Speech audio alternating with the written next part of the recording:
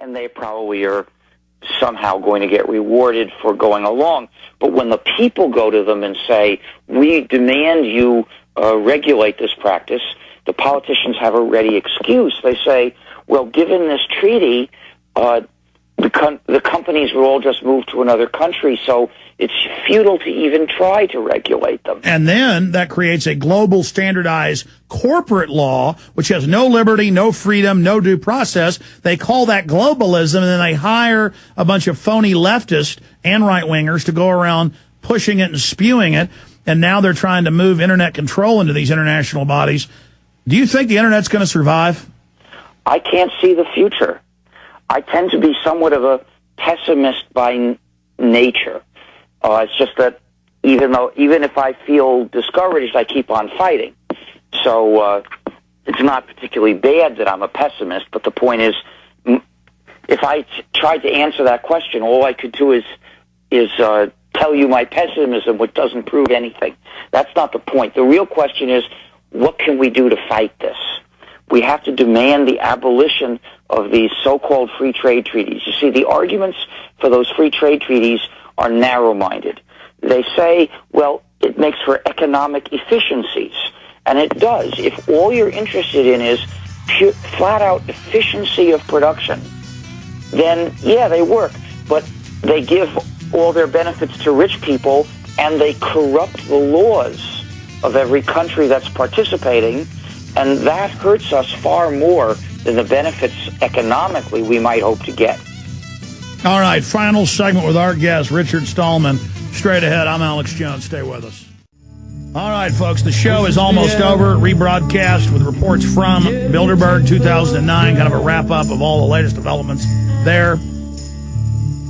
And bills to where without arrest, without charge, it just puts you on a terror list as a citizen, like the no-fly list, you can't own guns. I mean, it's getting crazy. Free speech bills where if you hurt somebody's feelings, you're arrested. Cyberbullying Act. And, of course, it's Internet only. You know, we noticed that the media and the establishment have tried to demonize the Internet, sir.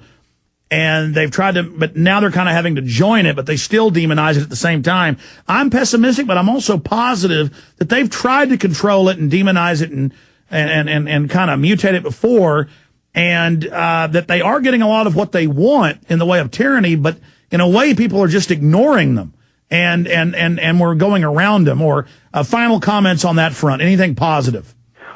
You may be partly right, but, you know, I don't keep track of the things that are working well. I read the news about the threats and the outrages. So, yeah, I keep on using the Internet to talk with people about the free software movement.